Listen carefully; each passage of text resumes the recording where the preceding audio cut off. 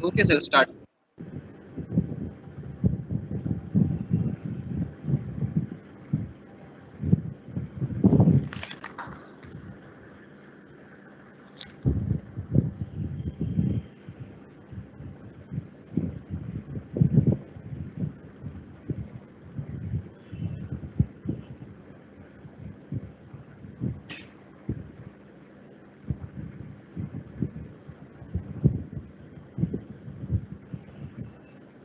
सभी को नमस्कार।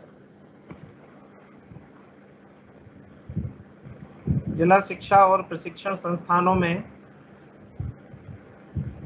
नवनियुक्त प्रवक्ताओं के आधारभूत प्रशिक्षण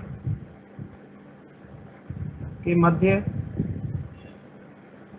जनपद स्तरीय शिक्षा विभाग के कार्यालयों की भूमिका और उनके क्रियाकलापों से संबंधित जानकारी प्रदान करने और नवनियुक्त प्रवक्ताओं की शंकाओं का समाधान करने के लिए मुझे यह जिम्मेदारी दी गई है। मैं डॉक्टर मुकेश अग्रवाल, संयुक्त शिक्षा निदेशक आगरा मंडल, प्रयास करूंगा कि नवनियुक्त प्रवक्ताओं को जनपद स्तरीय शिक्षा विभाग के कार्यालयों के कार्यों की जानकारी प्रदान कर सकूं। मानव संसाधन विकास मंत्रालय की एक महत्वाकांक्षी और दूरदर्शी सोच के अंतर्गत स्थापित जिला शिक्षा और प्रशिक्षण संस्थानों का कार्य क्षेत्र अत्यंत वृहद है। चूंकि जनपद स्तर का सबसे पहला कार्यालय जिला शिक्षा और प्रशिक्षण संस्थान अर्थात डाइट ही है, इसलिए मैं शुरुआत यहीं से कर रहा हूं। पूरे जनपद में संपादित होने वाली बेसिक शिक्षा की विभिन्न गतिविधियों, अकादमिक, आर्थिक, प्रशासनिक, विभिन्न प्रकार के नवाचार और इन सब के मध्य समन्वय किस प्रकार से बेहतर तरीके से हो, सर्वोत्तम तरीके से हो, इसकी अवधारणा तैयार करना, उसके लिए एक कार्य योजना बनाना और इसे जनपद के विभिन्न अध्यापकों, प्रधान अध्यापकों, शिक्षा विभाग के विभिन्न स्तरों के अधिकारियों तक पहुंचाना, उनके मध्य समन्वय स्थापित कराना, उनका समय समय पर निरीक्षण, पर्यवेक्षण करना, उसे लागू कराना, उन्हें सहयोग प्रदान करना, उनकी मेंटरिंग करना, मॉनिटरिंग करना, सुपरविजन करना और अंततः जनपद की प्राथमिक शिक्षा को उत्कृष्ट रूप प्रदान करके प्राथमिक विद्यालयों में पढ़ने वाले बच्चों को एक अच्छा नागरिक प्रदान करने का अत्यंत महत्वपूर्ण दायित्व डाइट के ऊपर होता है। प्रवक्ता जो कि डाइट में अपॉइंट हुए हैं, मैं उनको बहुत बधाई देने के साथ साथ उनको यह एहसास कराना चाहूँगा कि आप माध्यमिक स्तर के अन्य विद्यालयों में नियुक्त होने वाले प्रवक्ताओं से भिन्न है।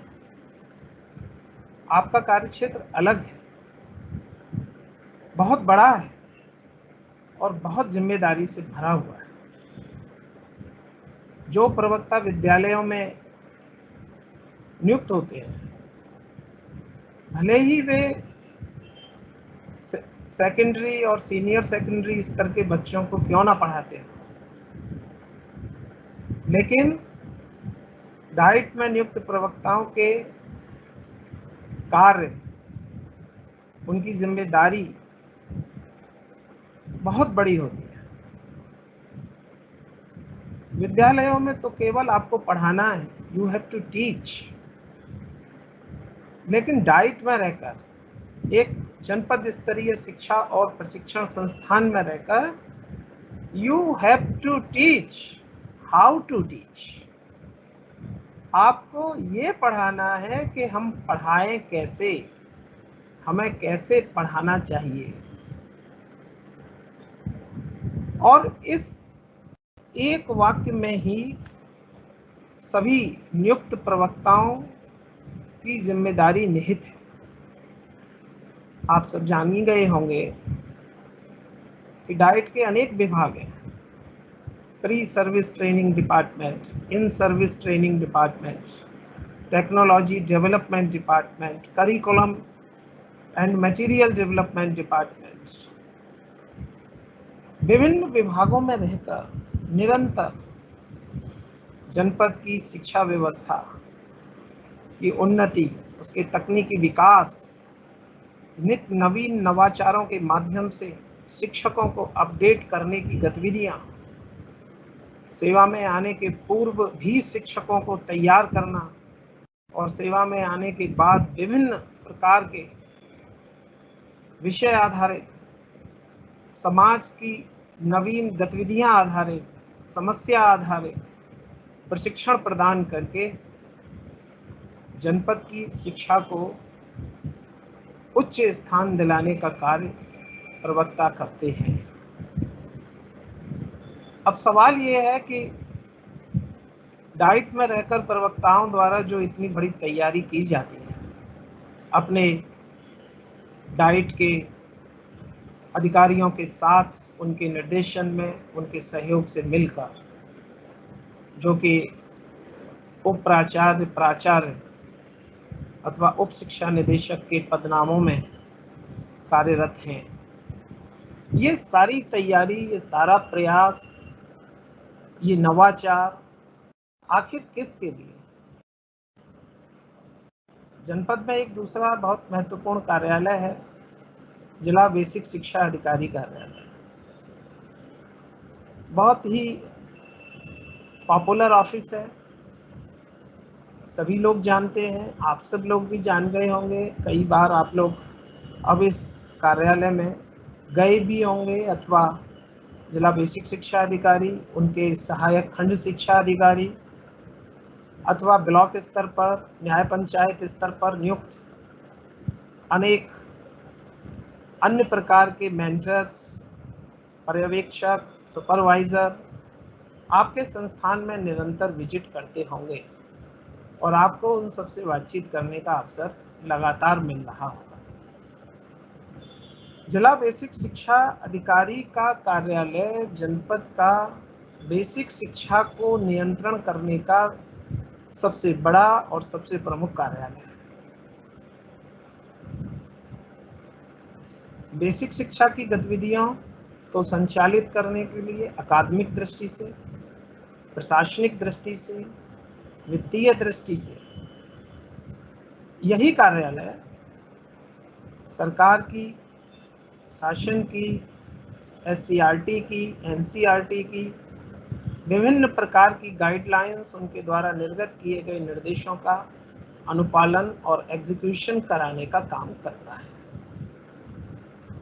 मुख्य तौर पर प्रशासनिक और वित्तीय कार्यों का संपादन तो BSA कार्यालय द्वारा स्वयं कर लिया जाता है, लेकिन जहां तक एकेडमिक प्लानिंग का सवाल है, जहां तक अकादमिक उन्नति के लिए कार्य योजना बनाने का सवाल है, यह कार्य डाइट के सहयोग, डाइट के सुपरविजन, डाइट के पर्यवेक्षण, डाइट की मेंटरिंग के बिना संभव नहीं है।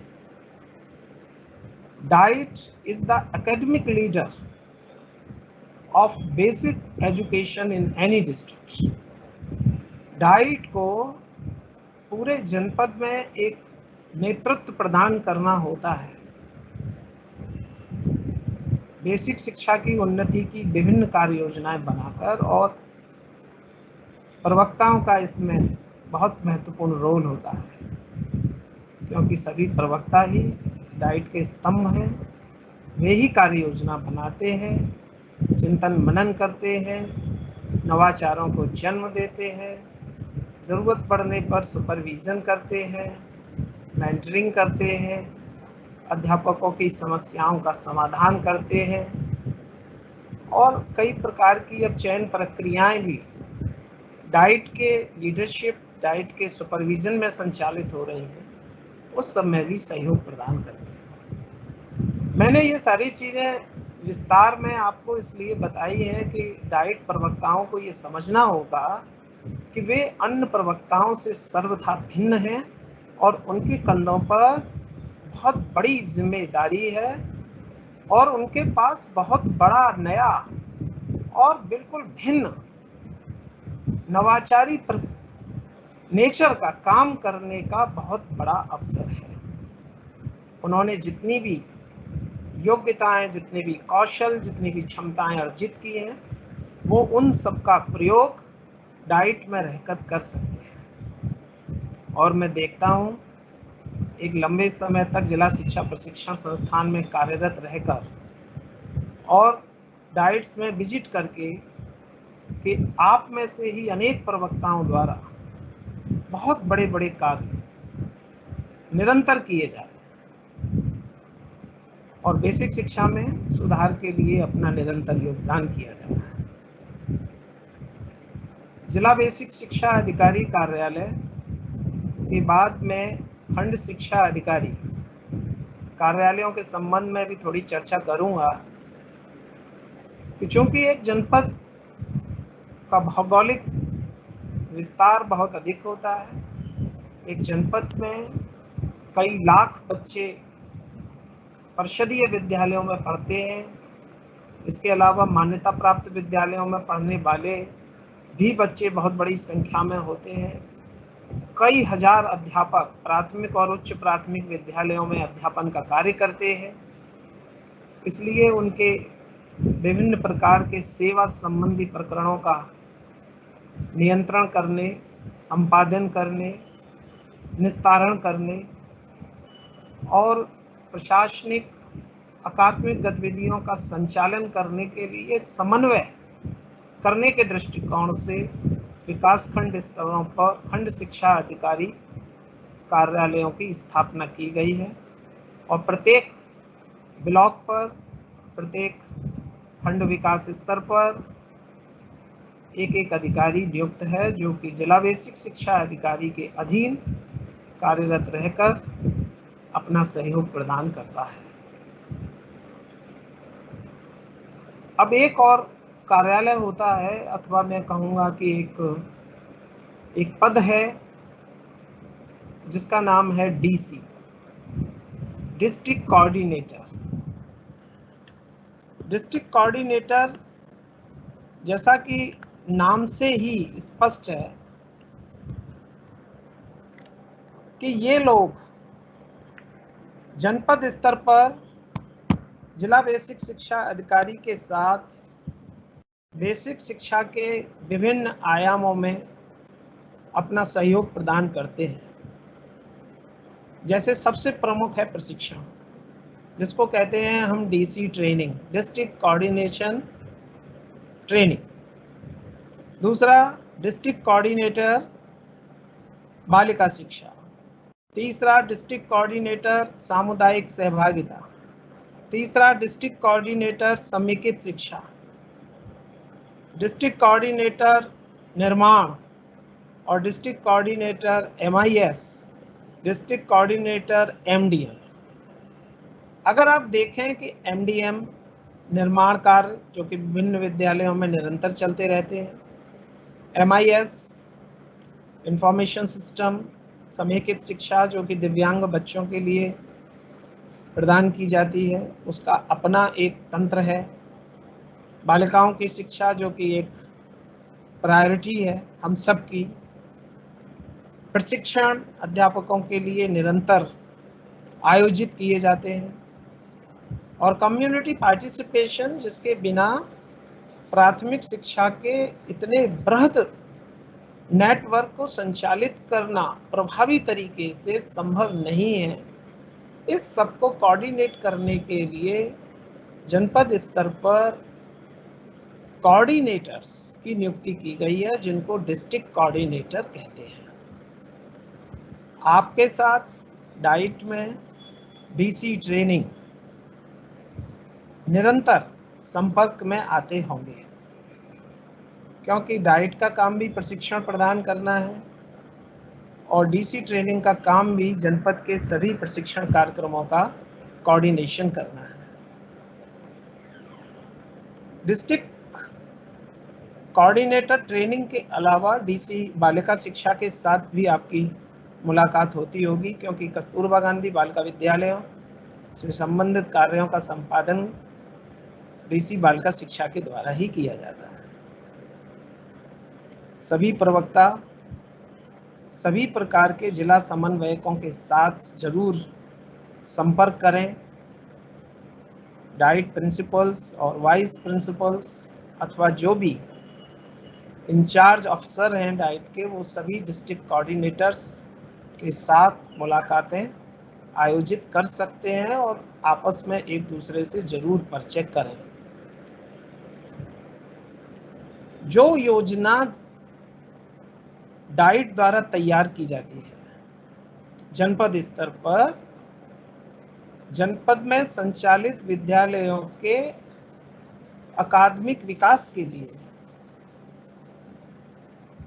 उस योजना को प्रभावी ढंग से विद्यालयों में लागू किया जा रहा है अथवा नहीं किया जा रहा है, उसमें क्या समस्याएं आ रही हैं, उसके लिए विभिन्न प्रकार के छोटे छोटे माइक्रो प्लान बनाना, क्वेश्चनायर तैयार करना, सर्वे तैयार करना, उन्हें कराना, उनके रिजल्ट्स को एनालाइज करना, लर्निंग आउटकम को पहचानना और डिजायर्ड लर्निंग आउटकम प्राप्त न होने की स्थिति में फिर से नई योजना बनाना, प्रशिक्षणों के माध्यम से, अध्यापकों की निरंतर मेंटरिंग के माध्यम से, सूक्ष्म नवाचार जिनको हम माइक्रो इनोवेशंस कहते हैं, उनके माध्यम से लगातार प्रयास करना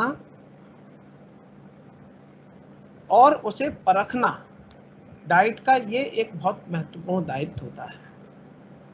और इस सबको करने के लिए डाइट द्वारा अपने प्रवक्ताओं के मध्य में से ही विभिन्न लोगों को मेंटरिंग का काम दिया जाता है, मोटिवेशन का काम दिया जाता है, एकेडमिक सुपरविजन का काम दिया जाता है। उनको हम डाइट मेंटर्स कहते हैं।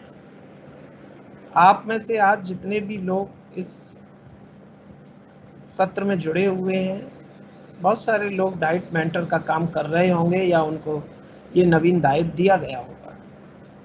ये बहुत ही रोचक कार्य होता है और डाइट के सबसे महत्वपूर्ण कार्यों में से एक होता है। आपको सीधा विद्यालयों से, बच्चों से, अध्यापकों से जुड़ने का अवसर मिलता है। अपने मस्तिष्क में चल रहे विभिन्न सूक्ष्म विचारों, नवाचारों को लागू कराने का अवसर मिलता है और आप जमीनी स्तर पर जाकर के विद्यालयों की समस्याओं की पहचान कर पाते हैं और उनके निदान में अपना सहयोग दे पाते हैं। अब मैं बात करूंगा एसआरजी, एआरपी और बीआरसी की। SRG state resource group, ARP academic resource person, BRC block resource centre और उस पर नियुक्त अधिकारी का नाम ब्लॉक रिसोर्स कोऑर्डिनेटर। आप देखेंगे कि इन सारे नॉमेनक्लेचर्स में कॉमनली एक शब्द इस्तेमाल हुआ है और उसका नाम है resource. State resource group, academic resource person, block resource centre, block resource coordinator. पहले एबीआरसी हुआ करते थे, जिनकी जगह पर अब एआरपी है। ये रिसोर्स क्या है और इसका क्या महत्व है एक डीएसए दफ्तर के लिए और एक डाइट के लिए, हमें इसको समझना पहले आवश्यक होगा। प्राथमिक विद्यालय बहुत बड़ी संख्या में किसी जनपद में संचालित किए जाते हैं। आप जानते ही हैं कि सरकार द्वारा 6 से 14 आयु वर्ग के प्रत्येक बच्चे की निःशुल्क और अनिवार्य शिक्षा का प्रावधान किया गया है। प्रत्येक बच्चे को शिक्षा देने का दायित्व सरकार ने, बेसिक शिक्षा विभाग ने अपने कंधों पर लिया है और एक बहुत बड़े नेटवर्क को सफल और प्रभावी ढंग से संचालित करने के लिए एक बहुत बड़े वॉल्यूम में रिसोर्स की आवश्यकता है। इन सभी रिसोर्स को एकत्रित करने, उनका आपस में समन्वय करने और उनका बेस्ट यूटिलाइजेशन करने के लिए हमको दो चीज़ों की आवश्यकता होती है, रिसोर्स सेंटर्स और रिसोर्स पर्सन्स। कम्युनिटी पार्टिसिपेशन और कम्युनिटी कोऑर्डिनेशन भी इसी से जुड़ी हुई अवधारणा है। विद्यालय गांव में होते हैं, कुछ नगर क्षेत्र में भी हैं, लेकिन बड़ी संख्या में विद्यालय गांव में ही होते हैं। गांव के लोगों को हम विद्यालय से जोड़ सकें और वहाँ के लोकल रिसोर्सेज को एक्यूमुलेट करके हम उनका इस्तेमाल विद्यालय के विकास के लिए कर सकें। सरकार द्वारा जो संसाधन उपलब्ध कराए जा रहे हैं विभिन्न रूपों में, विद्यालय के निर्माण के रूप में, अध्यापकों के रूप में, मानवीय संसाधनों के रूप में, विभिन्न प्रकार के अनुदानों के रूप में, चाहे वह खेलकूद का अनुदान है, फर्नीचर का अनुदान है, अथवा समाज के विभिन्न लोगों से सहयोग प्रदान करके अपने विद्यालय के विकास की योजनाएं तैयार करने के लिए रिसोर्स इकट्ठा करना, इन सब को एक लोकल बेसिस पर हम किस तरह से एक्यूमुलेट करें और कैसे उनका यूटिलाइजेशन करें, इस चुनौती को, इस दायित्व को हम रिसोर्स सेंटर या रिसोर्स पर्सन की अवधारणा के द्वारा पूरा करते हैं। मान लीजिए कि एक क्लस्टर है और उस क्लस्टर में कुछ गांव हैं, उस गांव में जितने भी विद्यालय हैं, जितने भी लोग रहते हैं, उन सब में कुछ ना कुछ भिन्न भिन्न संसाधन है। कहीं बिल्डिंग अच्छी है, कहीं खेल का मैदान अच्छा है, कहीं पर खेलकूद की व्यवस्था अच्छी है, कहीं के लोग अपना सहयोग प्रदान करते हैं। इन सारे संसाधनों का लोकल लेवल पर हम किस तरह अपने बच्चों के लिए, उनके हित के लिए, उनकी शिक्षा के लिए, उन्हें आगे बढ़ाने के लिए प्रयोग कर सकते हैं, ये चुनौती रिसोर्स सेंटर्स और रिसोर्स पर्सन की है। आप प्रत्येक जनपद में 3 SRG नियुक्त किए गए हैं और प्रत्येक जनपद में 5 ARP एकेडमिक रिसोर्स पर्सन, जो कि हिंदी, अंग्रेजी, गणित, सामाजिक और विज्ञान विषय के लिए नियुक्त है। BRC के बारे में मैंने बताया कि जो खंड शिक्षा अधिकारी का कार्यालय है, उसी की ब्लॉक रिसोर्स सेंटर के रूप में उसकी संकल्पना करते हुए उसी को विकास खंड स्तर का रिसोर्स सेंटर माना गया है और खंड शिक्षा अधिकारी द्वारा ही वर्तमान में इस दायित्व का निर्वहन किया जा रहा है। ABRC अब ARP में बदल गए हैं। ARP का नाम एकेडमिक रिसोर्स पर्सन है, जो कि पढ़ाए जाने वाले 5 प्रमुख विषयों में अपना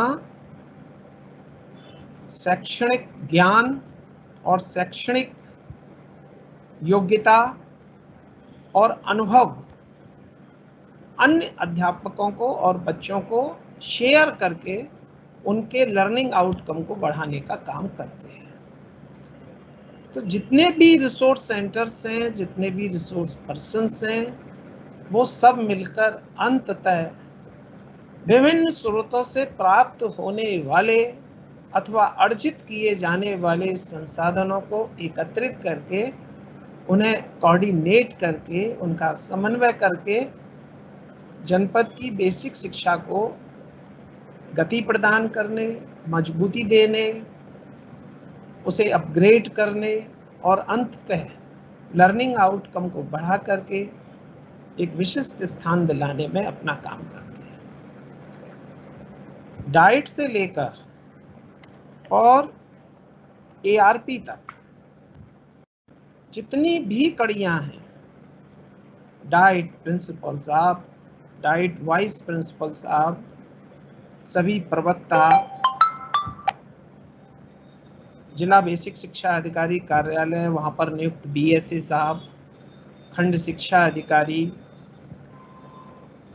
सारे एसआरजी, बीएसए कार्यालय में नियुक्त सारे डीसी, डिस्ट्रिक्ट कोऑर्डिनेटर्स, एआरपी, और जो संकुलों की स्थापना की गई है लोकल लेवल पर, वो सभी लोग मिलकर बेसिक शिक्षा को आगे बढ़ाने के लिए निरंतर प्रयासरत रहते हैं। ये पूरा तंत्र, पूरा नेटवर्क, पूरी संरचना किसी भी रूप में एक दूसरे से अलग नहीं है, बल्कि एक दूसरे से जुड़ी हुई है, एक दूसरे की पूरक है और एक दूसरे के सहयोग के बिना काम नहीं कर सकती है। मैं डाइट प्रवक्ताओं का ध्यान उन्हें आकर्षित करते हुए कहना चाहूँगा कि डाइट में प्रवक्ता होना एक बहुत महत्वपूर्ण जिम्मेदारी का निर्वाह करने वाला, गौरव प्राप्त करने का अधिकारी होना है। जैसा मैंने शुरुआत में कहा था कि विद्यालयों में यदि आप हैं तो you have to teach only, but जब आप डाइट में हैं तो you have to teach how to teach. आप जीवन निर्माण का काम करेंगे, आप राष्ट्र निर्माण का काम करेंगे, आप समाज निर्माण का काम करेंगे और पूरे जनपद की प्राथमिक शिक्षा को दिशा देने के ध्वजवाहक का काम करेंगे। उन्हें नवाचारों के माध्यम से नवीन दिशा प्रदान करने का काम करेंगे। मुझे आशा है कि जनपद स्तरीय शिक्षा के, विशेषतः प्राथमिक शिक्षा के विभिन्न कार्यालयों की भूमिका, उसकी कार्यप्रणाली, उसके क्रियाकलापों को समझकर अपने आगामी कार्य दिवसों में आप और बेहतर ढंग से अपने दायित्वों का निर्वहन करेंगे। Thank you very much.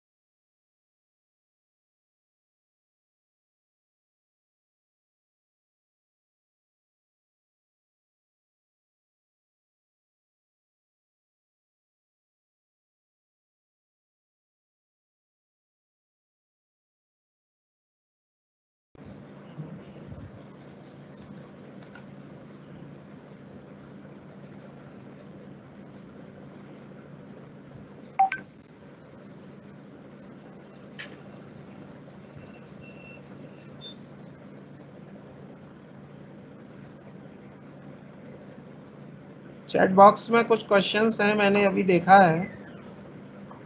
कुछ लोगों ने पूछा है कि यदि डाइट प्रवक्ताओं का दायित्व इतना बड़ा है तो उनका ग्रेड 4800 क्यों है। एक दूसरा सवाल है कि डाइट का जो इंफ्रास्ट्रक्चर है वो कई जनपदों में पुअर है।